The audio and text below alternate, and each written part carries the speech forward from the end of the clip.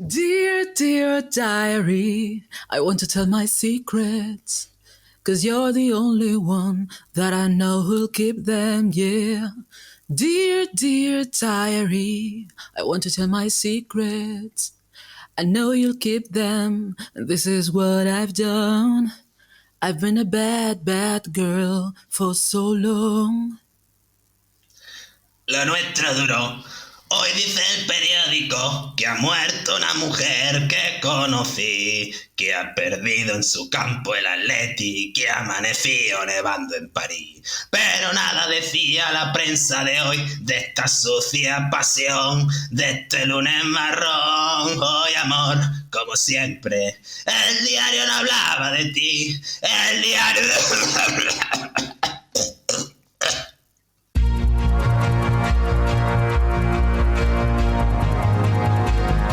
Nigromantes Literarios, un programa dedicado al apasionante mundo de los libros y mucho más, con Saray Ramírez y Naviru Xorno.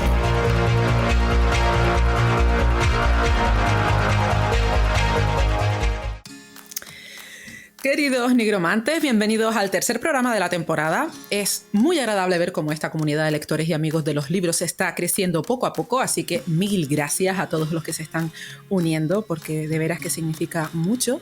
¿Y dónde anda mi compañero de letras, Naviru Xorno? Si usted está ahí, diga presente sin toser, si puede ser.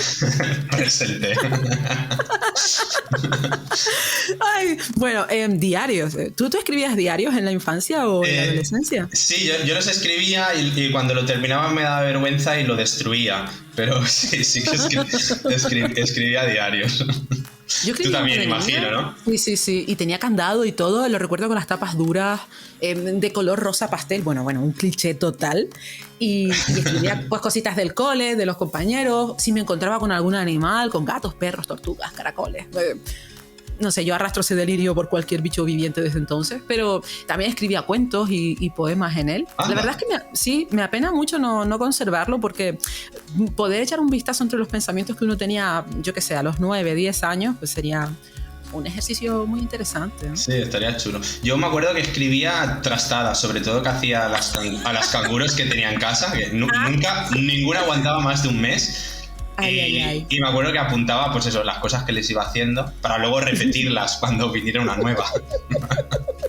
Las perrerías, ¿no? Madre mía, qué sí, muchacho. Mira, yo le llegué a cortar el pelo hasta una canguro cuando se quedó dormida en el sofá. O sea, ¿Perdona? Si te quieras, Daniel Travieso, no, Macaulay Culkin, solo en casa, ¿no? Ay, Dios mío, qué barbaridad. Bueno, pues el programa de hoy, Naviru, vamos a hablar de diarios con D mayúscula. No sé si habrá algún niño que hace trastadas como las tuyas, pero diarios dentro del género de la literatura, porque, bueno, hay algunos muy notables desde la perspectiva dramática, digamos, y hoy tenemos intención de compartir unos cuantos. Empieza tú, si quieres. Vale, yo voy a empezar por uno de los diarios más famosos de la historia. Fue publicado en 1947. Se llama El diario de Ana Frank. Tiene 295 páginas. Y para el que no sepa muy bien de qué va, pues bueno, nos podemos remontar a 1933. Hitler asciende al poder y comienza a perseguir a los judíos, por desgracia. Los padres de Ana Frank pues deciden exiliarse en Ámsterdam.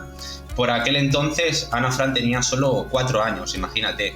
En el 39 pues estalla la Segunda Guerra Mundial. Al año siguiente Holanda es invadida por el ejército alemán y la familia de Ana Frank se ve obligada a ocultarse en una guardilla durante 2 años. Y durante todo este tiempo, pues Ana Frank escribe este estremecedor diario.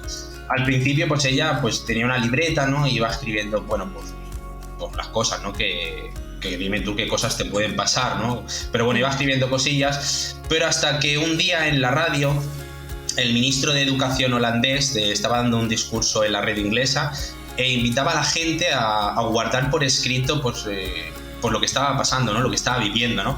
Y es a partir de este momento pues cuando Ana Frank decide empezar a tomárselo más en serio el diario, incluso empieza a escribirlo a limpio y todo, ¿no? Para, pues eso, digamos, como para la posterioridad, ¿no? Para que supiera la gente, pues eso, cómo está viviendo ella encerrada en una casa, ¿no?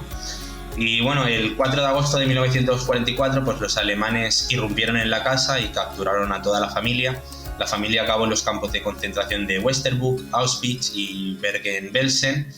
Y bueno, pues no no hay final feliz en este caso. El único que se salvó pues fue el padre, ¿no?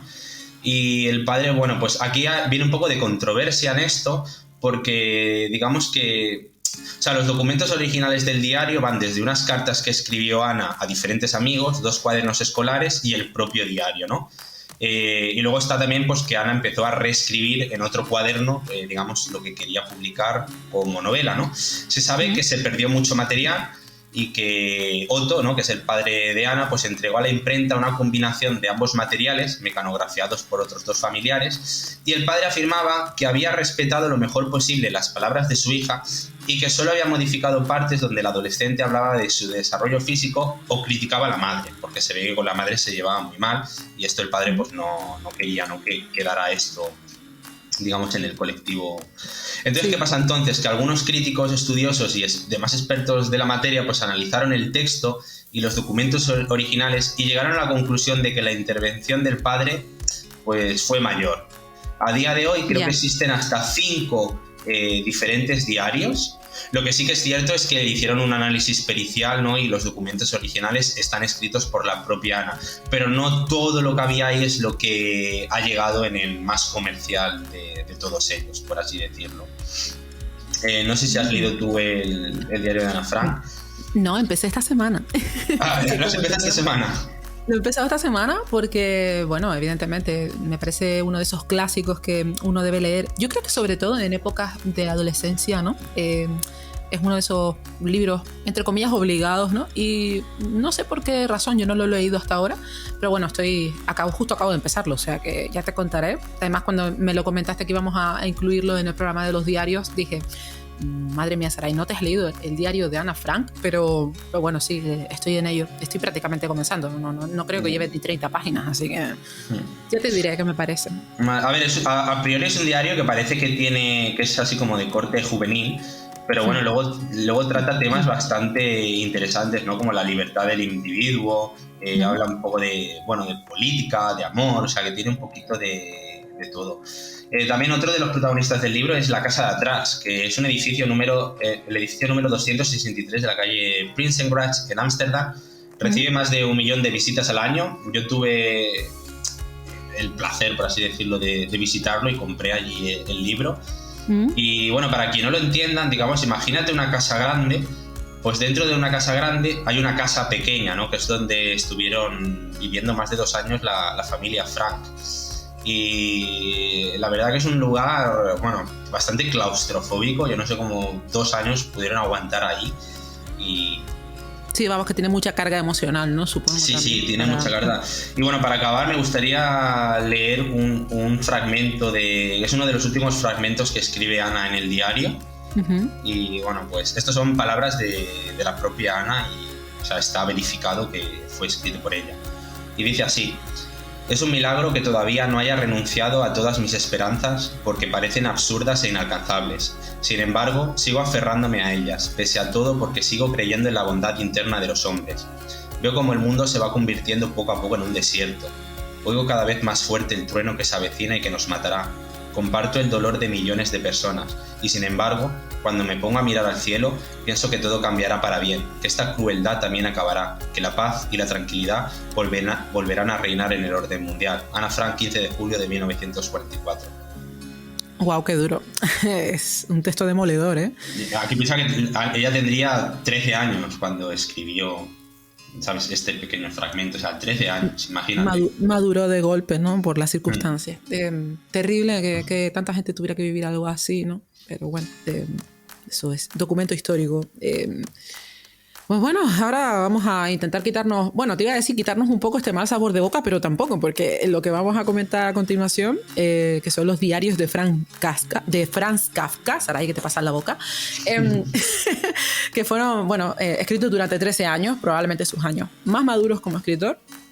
Y bueno, ya supongo que la mayoría conoce detalles de la vida de este autor, pero creo necesario mencionar algunos datos que tendrán pues mucha relevancia a la hora de interpretar esta lectura, ¿no? Se crió en el seno de una familia acomodada y al hacerse mayor cursó estudios de Derecho y luego trabajó en varias compañías de seguros y no parece el trabajo más creativo del mundo, la verdad, si tenemos en cuenta las capacidades narrativas de Kafka, claro, y en 1924 muere a causa de la tuberculosis en un sanatorio, ¿no? Respecto a su obra, decir que en vida solo había publicado unos pocos cuentos y que si no llega a ser por Max Brod, su albacea, el resto de su obra no se conocería, porque la última voluntad de Kafka era que una vez falleciera se quemaran todos sus escritos.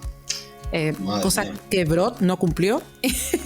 Yo soy de las que piensa que la última voluntad de los difuntos se tiene que respetar, pero de no ser por este hombre no conoceríamos historias como El Castillo, El Proceso, Carta al Padre y bueno, estos diarios de los que vamos a hablar ahora, ¿no? Si no me falla la memoria, sacó a la luz 8 novelas de Kafka. Y bueno, no sé si él estaría muy conforme con ellas o qué, pero lo cierto es que el mundo de la literatura ganó mucho con este aporte, ¿no? Bien, hablemos de los diarios. Una de las particularidades de la vida de Kafka es que llegó a tener hasta 3 compromisos formales de matrimonio, pero no se casó con nadie. Que es uno de los elementos más destacados de estos diarios, porque en ellos habla mucho de la soledad, de haber antepuesto la literatura a las emociones normales de cualquier individuo, ¿no? Un poco parecía reprochar sentirse de aquel modo a cambio de liberar su arte, digamos, ¿no? Pero bueno, esa fue una decisión que tomó por sí mismo y supongo que parte de esta frustración viene de ahí, de saber que solo era la responsable de esto, ¿no? Encontraba fascinante el género del diario, porque según él era un modo perfecto de aunar el estilo propio de un escritor y dejar además una biografía real de sí mismo, ¿no? En sus diarios hay una tendencia a refugiarse en esas etapas, bueno, de esas etapas poco productivas, ¿no? Donde le faltaban ideas o tenía pues los conocidos bloqueos del escritor, y aún así hay tal belleza en las líneas que dedica a la frustración, a las críticas negativas que había sobre sus trabajos publicados, que la verdad uno no diría que se hallaba en malas fases creativas, pero bueno, viene a demostrar lo exigente que era Kafka consigo mismo, al menos en el terreno de la narrativa. Tenía muchas dudas sobre su talento, lo que añadido a esa soledad autoimpuesta por motivos puramente artísticos, él creía que un matrimonio le quitaría ese tiempo tan necesario para escribir, pues tiñe de un tono muy gris las páginas de estos diarios, ¿no? Es una exposición constante de lo desdichado que se sentía, depresión, dificultad para asumir las críticas externas, quizá porque él era su peor crítico, bueno, su profundo odio hacia la figura del padre. Generalmente las figuras masculinas o las figuras de autoridad son representadas bajo un manto de malicia, ¿no? Con bastante tendencia a lo negativo. Y también hay espacio para sus dudas religiosas, ¿no? Tenía muchos conflictos de fe. Y en fin, en términos generales es una lectura triste, llena de emociones muy oscuras. Como resumen se podría decir que Franz Kafka no soportaba la existencia y sufría la necesidad imperiosa de que los demás supieran este hecho, al mismo tiempo que pensaba que nadie podría entenderlo, ¿no? Yo pienso que parte del brillo de los escritos de Kafka tiene que ver con estos sentimientos de angustia que tuvo toda la vida y que sin ellos no habría sido tan buen escritor. Por supuesto, yo siempre voy a recomendar cualquiera de sus obras a los lectores más exigentes, pero les diría que hay que estar en un buen momento emocional a la hora de ahondar en lecturas como esta, como la de los diarios. Por eso te decía antes que íbamos a cambiar un poco el registro de lo de Ana Frank, pero no, con Kafka eso es poco probable. Traemos otro diario, ¿no? A lo mejor este es un poco más amable, o no, tal vez tampoco. Sí, bueno, vamos de un diario verídico, luego un diario en plan ensayo, ahora nos vamos a uno ficticio. Bueno, en el especial de zombie que hicimos la temporada pasada ya hablé del diario del viajero de Iván Kilabat.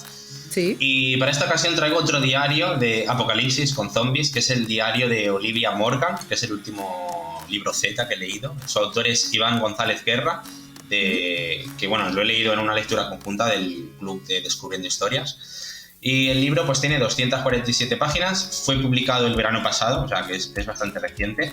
Si quieres te hablo un poquito de la sinopsis. Claro. Tenemos, dos organizaciones enfrentadas entre sí que están dispuestas a liberar la madre de todas las pandemias con tal de lograr sus objetivos, aunque eso conlleve llevarse por delante a toda la humanidad. En este juego de conspiraciones, la única esperanza se encuentra en el diario de una intrépida periodista que junto a sus amigos se verá en medio de una guerra. El diario de Olivia Frank pues mezcla, relatos en primera persona, escritos en forma de diario, con textos escritos por un narrador omnipotente. Creo que esto pues hace que sea... así como en el diario del viajero, por ejemplo, te decía que, claro, ya sabes que el protagonista pues seguramente no va a morir, ¿no? Porque, claro, si no se acaba el libro. Claro, en este diario, al tener textos que están mezclados con un narrador omnipotente, pues claro, a veces tienes la incertidumbre de que, claro, no sabes si Olivia ¿sabes? Va a terminar su diario, porque por esto mismo, ¿no? Y creo que esto es lo que hace interesante a esta novela. Como puntos positivos, por resaltar que el personaje de Olivia Morgan es un personaje muy carismático y muy entrañable. La narrativa es ágil y dinámica. El libro es, digamos así, las escenas son muy cinematográficas, es un libro muy visual. La trama tiene muchísima intriga y suspense. Y bueno, para mí el plato fuerte son los zombies. Sí, claro, aquí, cómo no. Aquí no se llaman zombies, aquí se llaman rabiosos. Y vendrían a ser un poco los zombies estos de la película de Danny Boyle de 28 días después, que son así, digamos, no son los clásicos de George Romero, que son un poco lentos, sino estos que son más veloces. Y así, bueno, me gustó mucho el libro, aparte de que no, o sea, no hay nada nuevo en el sentido de, claro, cuando ya te has leído 100 libros de zombies es difícil encontrar algo nuevo, pero esto de la mezcla entre el diario y con el narrador que todo lo ve, pues claro, esto sí que me gusta mucho, ¿no? Esta mezcla y esta combinación, y creo que es bueno, hace un relato ágil, dinámico, y la verdad que bueno, de los mejores libros zombies que me he leído, pues lo incluyo en este saco. Por eso, pues habrá que tomar notas, sí. Sí, por esto, por la agilidad, ¿no?, de la trama, en ningún momento se hace... Además, conectas con la protagonista, es muy fácil conectar. Siempre que un libro está escrito en primera persona, pues como que puedes conectar de forma más fácil, ¿no? Pero luego, esos elementos que tiene la protagonista frikis, pues claro, conectaron muy fácilmente conmigo. Pues muy bien, anotado. Me lo anoto. Empiezo por el diario de Ana Frank y sigo con zombies. Muy bien, Sara. Fantástico. Bueno, pues vamos a seguir con otro diario, Navi, si te parece bien. Sí.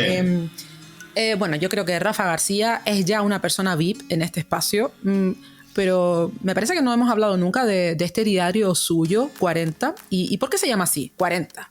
Es un nombre muy curioso, ¿no? Bueno, en palabras del propio autor, esto se debe a que él tiene la certeza de que morirá al llegar a esta edad. Y puede parecer una afirmación un tanto demoledora, pero la verdad es que hay líneas muy notables en este diario, que por cierto tienen disponible en la plataforma de Wattpad. Y a mí me llama la atención que sea a ratos una lectura muy cruda, porque sigue una línea de saltos.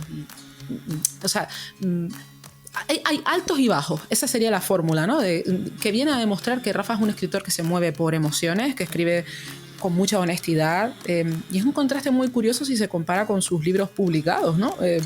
Igualmente en ese diario hay cierto desdoblamiento, por eso decía lo de los saltos, porque igual uno se encuentra con entradas de lo más cómicas, como puedes toparte con un retrato razonable, maduro, reflexivo, y también con mucha desnudez, ¿no? A mí me parece lo mejor que ha escrito, sin despreciar, por supuesto, el resto de su obra, pero siempre digo que me gustan los autores honestos, y creo que en 40 Rafa, no sé, se permite unas licencias que no pone en práctica en sus otros libros, ¿no? En lo personal pienso que es una historia súper interesante, porque hay fragmentos en los que habla de situaciones personales que todos podríamos vivir en algún momento de nuestras existencias, pero también manifiesta otras cosas que son puramente suyas, ¿no? Que no todos podemos sentir en carne propia. Y quienes lo hayan leído o conozcan a Rafa van a saber por dónde voy, porque de veras que no quiero estropear la experiencia de alguien que tenga intención de descubrirlo. Así que solo voy a decir que 40 es el diario de Rafa García y lo tienen disponible en Wattpad. Muy bien. ¿No lo has leído este? No, yo estoy ahora de Rafa leyéndome la segunda parte de Si la vida te da la espalda, tócale el culo, que me lo empecé a leer hace un par de días. Tócale el culo, ¿no? Bueno, es que esa es la primera parte, sí. Sí, y vale. Estoy ahora con la segunda parte, y como creo que lo publicará el libro, pues estoy así esperándome. Si no, pues supongo que lo acabaré leyendo en Wattpad. Yo creo que empecé a leer los 2 primeros apartados cuando los publicó, creo que fue cuando empezó la cuarentena. Sí. Hace ya casi 2 años, madre mía, cómo pasa el tiempo. Dios mío, sí. Y no seguí leyéndolo. Entonces, si no lo va a publicar, pues el libro pues lo leeré de Wattpad. Claro, lo que tiene un diario es que puede ser, y más en un formato así digital, puede ser todo lo extenso que tú quieras y lo eterno también que te plantees, porque realmente un diario. Hasta que, bueno, según su propia visión, hasta que cumpla los 40 podría escribirlo perfectamente. Que ya le preguntaremos cuando podamos por qué tiene esta impresión, por qué él cree que esto va a pasar así. Pero desde luego no deja de ser llamativo, ¿no? Esta afirmación. Podemos hacer una apuesta. Yo conozco una persona que decía que a los 27 años se iba a morir. Le mando desde aquí un saludo. Porque ya ha cumplido más, ¿no? Exacto, nos jugamos 1 millón de pesetas porque éramos niños, 6.000 euros, que me los debe. Y aquí queda público, se lo recuerdo, me debe 6.000 euros porque tiene más de 30 años, sigue viva. Entonces puedo hacer una apuesta así con Lo Rafa. siento, sigues viva. La cosa era que si en caso de que falleciera, pues yo a su pareja, en caso de no tenerla, pues a sus padres o a su hermana, pues les tenía que dar la misma cantidad de dinero. Pero bueno, sigue viva. Entonces, así que no tengo que pagar nada, ¿no? no, al revés, tengo que recibirlo y no me parece que no me lo va a abonar nunca. Bueno, nos conformamos con que siga entre nosotros, ¿no? Sí, yo creo que al final eso es lo importante. Bueno, pues ya le preguntaremos a Rafa si tenemos curiosidad, así que no se va a escabullir y va a tener... Sí, no, esto va a ser un tema a tratar con él muy importante. Sí, desde luego, porque, bueno, él a lo largo del diario también lo explica, ¿no? Lo va explicando. Pero bueno, yo quiero dejarles con la miel en los labios a los nigromantes y bueno, que lo investiguen por su cuenta o que estén atentos porque igual algún día, quién sabe, ¿no? Traemos a Rafa al programa y nos cuenta, ¿no? A viva voz. Venga, cuéntame, que seguro que tú traes un diario ahora un poquillo más optimista. Sí, ahora vámonos con un diario de humor. Vamos a cambiar un poco la tonalidad. De Ana Frank y Franz Kafka pasamos a... Bridget Jones. Bueno, Bridget Jones, ¿qué decir de ella, no? El primer diario de Bridget Jones salió en 1996. En el 98 pues ganó el premio de British Book Award. Ha vendido más de 2 millones de copias, más de 40 traducciones. Hay películas, bueno, hay 4 libros. El segundo diario, Sobreviviré, salió en el 99. La tercera parte salió en 2013 y la cuarta parte salió en 2016. Me los he leído todos, la verdad, creo que son muy divertidos. Pero bueno, voy a hablar un poquito más del primero para no decir spoilers de los siguientes. Vale. Y bueno, pues digamos que la historia comienza con una mujer que recién cumple los 32 años, trabaja en el mundo editorial y digamos que al principio del diario pues tiene 5 objetivos, ¿no? Que son mantener el peso, o sea, ya no perder peso, sino mantenerlo, dejar de fumar, controlar la ingesta de alcohol, o sea, no dejar de beber, no, controlar la ingesta de alcohol, ser encantadora y conseguir un novio. Un dato muy llamativo es que cada entrada del diario pues empieza igual. Día X, peso 54,968 gramos, me he tomado 4 copas de vino, 2 chupítulos de tequila, un martini, 2 daiquiris, he fumado 25 cigarrillos, he ingerido 1876 calorías, ¿no? Y calorías. Y bueno, todas las entradas del diario pues son así. Decir también que el personaje de Bridget Jones está basado en la novela de Orgullo y Prejuicio de Jane Austen. Uh-huh. Y que bueno, que la publicación del primer libro pues fue una revolución, fue una auténtica revolución editorial porque muchas lectoras pues se sentían identificadas bueno, pues con el personaje protagonista, ¿no? Y al final el boca a boca pues hizo que esta novela, sin apenas publicidad, pues dieran a la fama a la autora, ¿no? Y si ahora Bridget Jones, todo el mundo sabe quién es Bridget Jones, ¿no? Uh-huh. Se han adaptado, como he mencionado antes, por los 3 primeros libros en película. No sé si se adaptará al cuarto, supongo que sí. La primera película creo que no llegó ni a los 30 millones de coste y recaudó más de 300 millones en todo el mundo. O sea, una pasada, ¿no? Y bueno, como puntos positivos de los libros, pues puedo decir que el humor, o sea, creo que tiene un humor bastante inteligente en algunos puntos, muy cómico.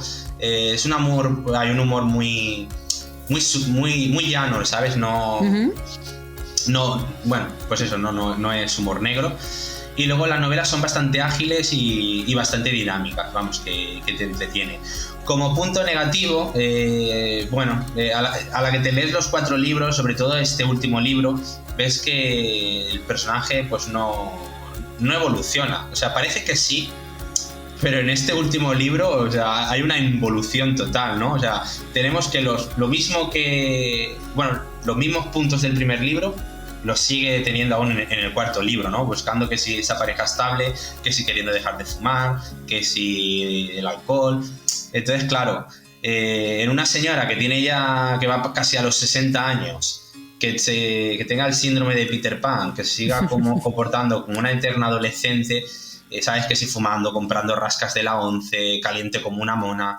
Pues claro, ¿sabes? Llega un punto que digamos que cansa un poquito. Sí que es cierto que en las sagas literarias, pues la evolución de los personajes principales, digamos que es una evolución muy lenta para poder alargar, ¿no? Y sacar más libros y todo esto, ¿no? Como pasa pues con el protagonista de Ángeles y Demonios, ¿no? Con el profesor.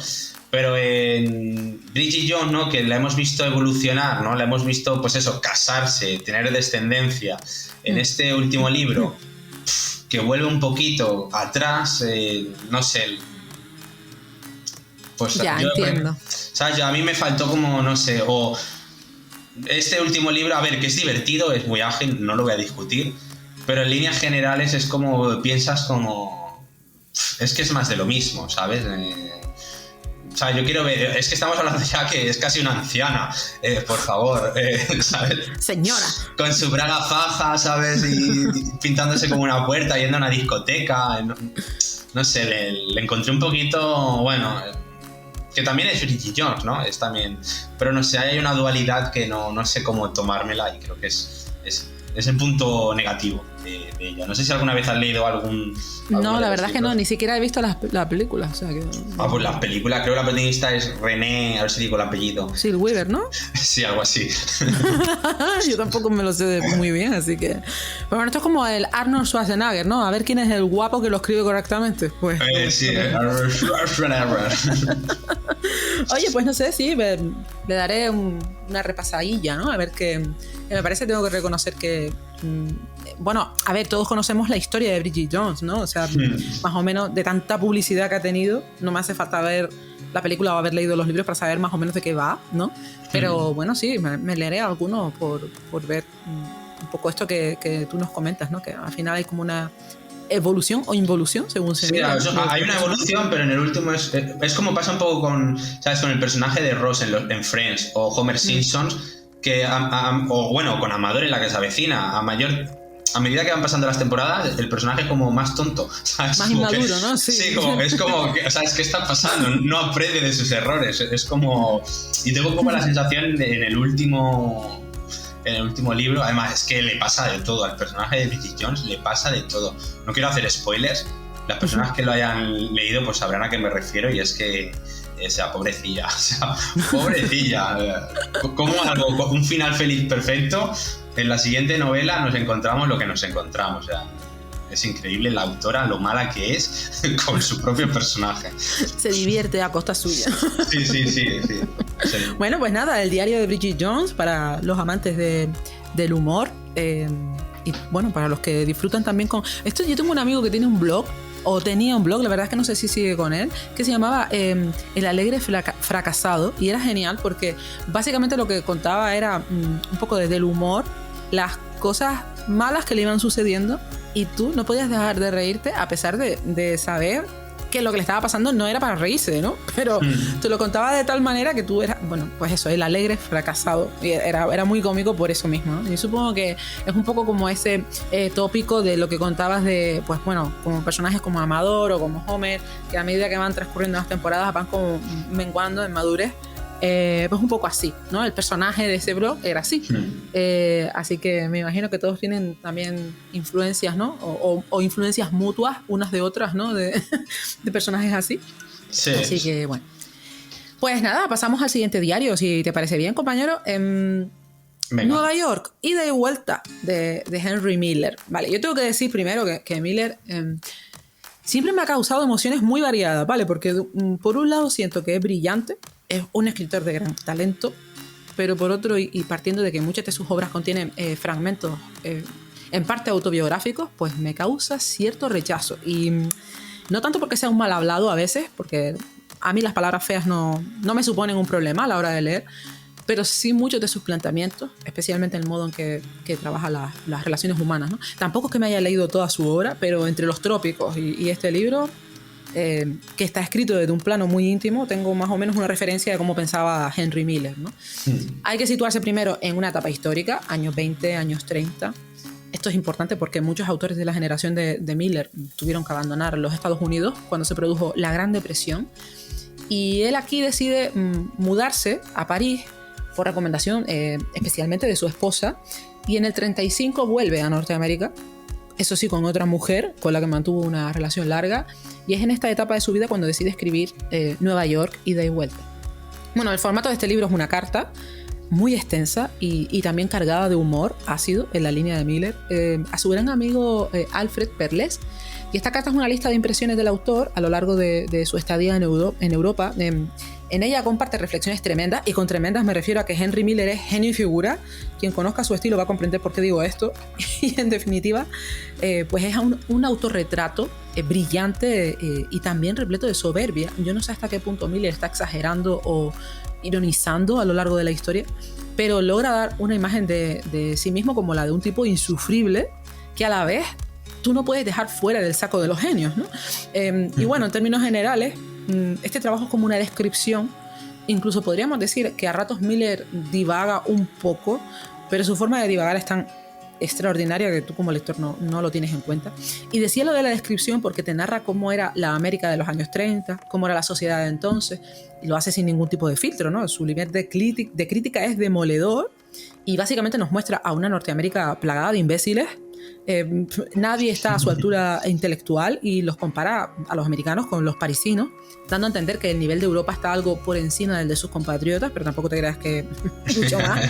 Y hay también espacio para los discursos antisemitas, sexistas, etcétera, ¿no?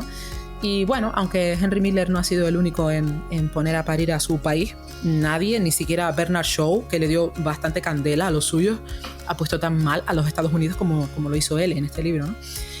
La historia es tan surrealista que incluso siendo conscientes de la arrogancia de Miller y de todas esas cosas tan poco apropiadas que lo definen, pues uno no puede dejar de reírse, porque de verdad que es demasiado. O sea, es tal el nivel de las barbaridades que suelta que solo puedes reaccionar así, ¿no? Entre el asombro y la perplejidad, ¿no? No deja indiferente a nadie, eso por descontado.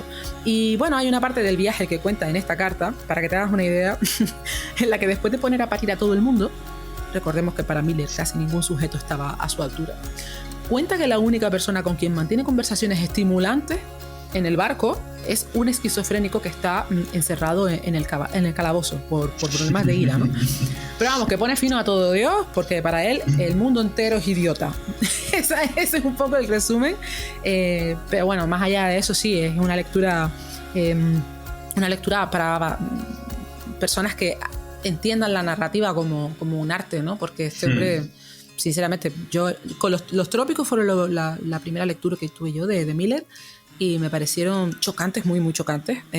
Además hay que tener en cuenta que los leí siendo, pues bueno, una chiquilla, 17 años tendría más o menos, y me impactaron. Me impactó el lenguaje. Era la primera vez que yo me leía un libro en el que salían tantos tacos y tantas escenas tan... Sí, porque él es muy crudo, ¿no? A la hora de escribir las cosas.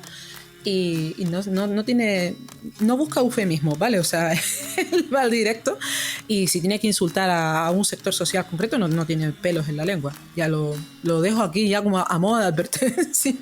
No, me han entrado unas ganas tremendas de leerme este libro. No. Es un sujeto muy particular. Henry Miller es un hombre muy particular, y sí, hay momentos en los que vas a odiarlo, odiarlo. Te va a parecer detestable, y en otros momentos vas a decir, Dios mío, pero... ¿dónde? O sea, este talento suyo, ¿por qué está invertido en algo así? ¿No? Pero bueno, no deja de ser talento igualmente, ¿no? Sí. Venga, cuéntanos tú, que tienes el último de los diarios, si no me equivoco. Sí, vamos con el último. Es un autor japonés que se llama Junichiro Tanizaki. Es el libro, espérate, que no me acuerdo del título. Diario de un viejo loco, un libro publicado entre 1961 y 1962. Tiene 256 páginas. Ajá. Es un libro que leí, pues creo que hará unos 10 años, y es que lo recuerdo porque me me dejó un poco loco el libro. Nos vamos porque tenemos al señor Utsuki. Es un anciano sabio de 77 años al que le quedan muy pocos meses de vida. Es un respetable abuelo y el cabeza de una familia adinerada a la que guía con mano firme, ¿no? Vive en una gran casa, ¿no? Pues con su mujer anciana, y luego con un matrimonio formado por su hijo mayor y la esposa de este, que es Chatsuko, que es una hermosa ex bailarina de carácter muy caprichoso y manipulador. Y digamos que el protagonista pues se siente atraído hacia ella, ¿no? Digamos que la novela pues trata temas sobre todo los achaques de la vejez, la sexualidad de los mayores, el fetichismo y la dominación, ¿no? Y bueno, pues es una novela que nos habla sobre todo de los cambios de la sociedad japonesa de la época y las relaciones entre los individuos. Es una novela muy gamberra y a ver, el protagonista es un viejo verde impotente que con un pie en la tumba pues decide sucumbir, digamos, el deseo sexual que le inspira a su nuera, ofreciéndole dinero pues para que le haga cosas un poco extrañas, o el chuparle el pie, o... Porque claro, es impotente, no pueden tener un acto sexual, ¿no? Pero vamos, que... Imaginación no le falta, ya. Imaginación no le falta y tiene escenas bastante fuertes en las que digo, pero ¿cómo puede hacer esto? Pero claro, pues bueno, el diario no tiene ningún filtro, ¿eh? O sea, no tiene ningún filtro, o sea, las personas retacadas pues pueden encontrar algunas escenas bastante violentas y escandalosas, porque el diario, pues bueno, habla de esos deseos y las obsesiones del protagonista. Eso sí, revestidos con una especie de comicidad, ¿no? Que hace que la lectura sea amena y ligera, ¿no? Pero para llevarnos las manos a la cabeza, básicamente, ¿no? Sí. Pero vamos, es que a medida que la historia va avanzando, pues el protagonista, o sea, pierde el control de su vida, de su cuerpo. Y es como que lo único que puede retenerlo en la vida es no extinguir ese deseo sexual, ¿no? Y creo que eso está muy bien tratado, porque es como una rueda que a medida que va aumentando de velocidad es imposible frenar, y el protagonista, claro, cada vez empeora más, ¿no? Y claro, llega un momento que el momento del clímax es una locura. Pues este también me lo voy a apuntar, porque a mí no me va. Ya después de haberme leído a Miller, ya después de haberme leído El Quijote, yo creo que puedo soportar cualquier cosa. Y se tenía que decir, se dijo. Sí, se dijo. Sí. Y bueno, para acabar, pues me gustaría añadir que el libro está lleno de reflexiones melancólicas, por así decirlo, porque, o sea, es muy fácil sentirse identificado con el protagonista, porque pues todos nos hacemos viejos, o sea, ¿sabes? Nos acostamos más mayores de lo que nos levantamos, y al final pues es fácil, ¿no? Digamos, ponerse un poco en la piel de este hombre, ¿no? Que, ¿sabes? No le responde su cuerpo como quiere, hasta su propia mente ya no es tan ágil como era, ¿no? Porque se está haciendo muy mayor, ¿no? Y digamos que, bueno, pues quiere revivir, ¿no? Y al final la única forma en la que tiene que hacerlo, por así decirlo, pues eso es con sus obsesiones sobre los fetichismos, ¿no? Que su nuera le retrotrae. Y claro, tiene como dos lecturas el libro, ¿no? Por un lado, si te quedas en la parte simple, pues claro, a ver, es un viejo verde y ya está, pero luego si ahondas un poquito más, pues ves todo lo que hay detrás, y creo que es lo que el autor, ¿no? Ha sabido hacerlo de una forma excelente, ¿no? Y creo que el perfil del personaje es la excusa, ¿no? Pero... Sí, exacto. Es un libro muy interesante. Además, el autor murió, creo que a los 2 o 3 años de haber escrito esta novela, y porque era una persona bastante mayor, ¿no? En lo que, bueno, no sabes hasta qué punto es ficción, es real, hay parte de él, no sé, hay una ambigüedad muy divertida, muy bonita en el libro, ¿no? Bueno, no dejas de sorprenderme con los registros que lees, ¿eh, Nairo? Yo no sé cómo acabé con este libro hace 10 años. Creo que lo cogí en la biblioteca de Helsinki, que no había muchos libros españoles. Y digo, venga, me llamó la sinopsis, pero es que digo, ¿cómo he podido acabar leyendo el libro así? Pues sí.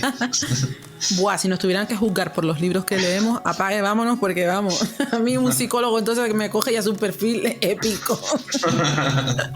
Bueno, pues nada, unas cuantas opciones para aquellos que, bueno, tengan ganas de leer algo diferente en un formato distinto, como puede ser el de los diarios o incluso las novelas epistolares, ¿no? Porque yo creo que todos los diarios tienen algo de epístola también, ¿no? O sea, yo también. Te lees Frankenstein y es prácticamente un diario, porque ahí se está, o Drácula incluso, ¿no? Todas las cartas que escriben los personajes. Es como un recordatorio a uno mismo, ¿no? De lo que se está viviendo. Más en Frankenstein que en Drácula. Pero bueno, hay muchos formatos así. Yo creo que también son lecturas que pueden resultar más amenas, a lo mejor entre libros un poco más densos o lo que sea. Pues siempre viene bien para... Pues no sé, yo me estoy leyendo ahora, ya te digo, el diario de Ana Frank. Bueno, me estoy leyendo también Harry Potter y la piedra filosofal. Se acerca el momento. Se acerca, sí. Y bueno, tengo que decir que no me esperaba que... Porque tampoco voy... ¿En qué capítulo estás ahora mismo? Pues creo que, bueno, estoy ya en un 35% de la lectura de Harry Potter. ¿Estás en Hogwarts o a punto de entrar en Hogwarts? No, estoy, o sea, están en las barcas yendo ya para... Vale. O sea, ahora mismo llega la escena del sombrero seleccionador y... Es que ahora empieza lo bueno. Bueno, me está gustando bastante él. O sea, sí, es un libro que yo le regalaría a un niño, sí, sinceramente. El viaje del héroe, o sea, está perfectamente en esta introducción. Aquí. Sí. O sea, es increíble. Muy a ratos, sí, bueno, además el principio de la historia es básicamente te está ya metiendo en la historia del viaje del héroe, ya tú ves totalmente el perfil. Totalmente. Ya no dejo de pensar en eso, cada vez que me leo el libro, ya no dejo de buscar el viaje del héroe, ¿no? Y bueno, ahora llegas a lo mejor, ya una vez que entre en Hogwarts es que va a explotar tu cabeza. Me gusta mucho cómo están tratados los personajes, la verdad, hay como mucha sensibilidad, ¿no? en esto. Y no me lo esperaba así, sinceramente me lo esperaba un poquito más infantiloide, tengo que decirlo, pero no me he encontrado con una historia más de tipo juvenil, y está bien, hay magia, hay cositas que a lo mejor yo, bueno, honestamente no escogería a la hora de leer, pero lo estoy encontrando muy entretenido. Cuando me quiero dar cuenta, llevo ya por lo menos un 5 o un 10% de la lectura y digo, sí. Y luego también ten en cuenta que a medida que los libros van avanzando, porque hay 7 libros, Hogwarts, el curso son 7 años, pues en cada libro los personajes tienen un año más. Entonces, claro, eso me lo ha dicho todo. Del primero al último, es que a ver, bueno, claro, en el primer libro pues no va a ser tan oscuro como el último, ¿no? Y ves una evolución flipantes, las que Rowling... Pero bueno, no vamos a adelantar nada porque... Es verdad, porque tenemos que hacer un especial y oye, si empezamos a contar cosas aquí después nos quedamos sin material. En fin, bueno, creo que va siendo hora de despedirnos, Navi. Como siempre ha sido un placer, y un placer también estar con ustedes, guapérrimos nigromantes. En el próximo programa, ¿de qué vamos a hablar, compañero? Pues bueno, en el próximo programa vamos a recomendar más libros, porque los primeros 2 programas de esta temporada no hemos recomendado, entonces hemos dicho, vamos a hacer ahora 2 seguidos recomendando libros. Y bueno, pues vamos a recomendar libros con monstruos. Oh, una buena temática, sí. Sí, o sea, queridos nigromantes, pues eso, muchísimas gracias por estar con nosotros y como decimos siempre, sean felices... Y lean mucho. Hasta luego. Chao. Has escuchado Nigromantes Literarios. No te olvides de suscribirte y darle al like. Gracias.